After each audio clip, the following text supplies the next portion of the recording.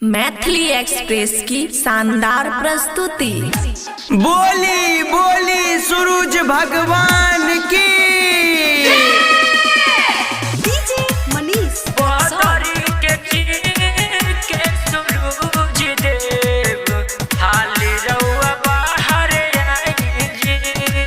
खुशी recording studio बलुआहा। पनिया में खाड़ी तिवैया खाली देखे ली पूर्वे की ओर उगी ये दीनानाथ रउआ देरी करी न हो गइल भल। पनिया में खाड़ी तिवैया खाली देखे ली पूर्वे की ओर उगी ये दीनानाथ रउआ देरी करी न हो गइल भल। लागत इंतजार कराई जी लागत जार अब जाने इंतजार कराई जी। बदरी के चीर के सूरज देव हाल रउआ बाहर आई जी। बदरी के चीर के सूरज देव हाल रउआ बाहर आई जी। डीजे मनीष रक्सौल हाल रउआ बाहर आई जी। बाहर आई जी।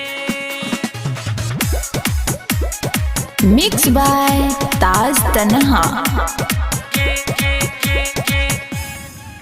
सुनलिए गोसैया पुकार हाथ जोड़ी सब करे गोहार दे दे ध्यान तनी बरती पयापना करी ना उपकार करी ना उपकार।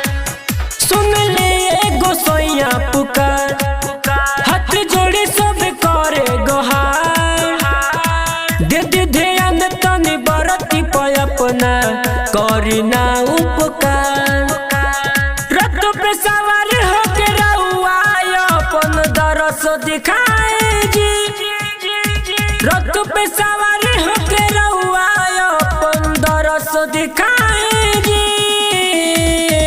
बदरी के चीर के सूरज दे हाल रउआ बाहर आई जी।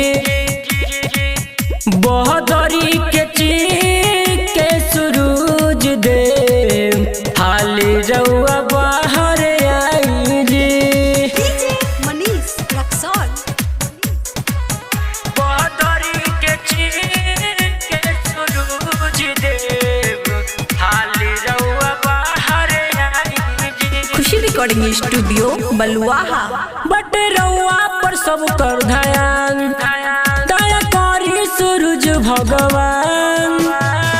भूखे प्यासे सब तिबई के निकलता जन जन जन जन निकलता जन जन जन। बट रउआ पर सब कर ध्यान दया करी सूरज भगवान। भूखे प्यासे सब तिबई के निकलता जन जन जन जन। श्यामलाल कहे भइल अर्घ के बेरिया अब न सताई जी। श्यामलाल कहे भइल अर्घ के बेरिया अब न सताई जी। बदरी के चीर के सूरज दे हाल रउआ बाहर आई जी। बदरी के चीर के सूरज दे हाल रउआ बाहर आई जी। खुशी रिकॉर्डिंग स्टूडियो बलुआहा।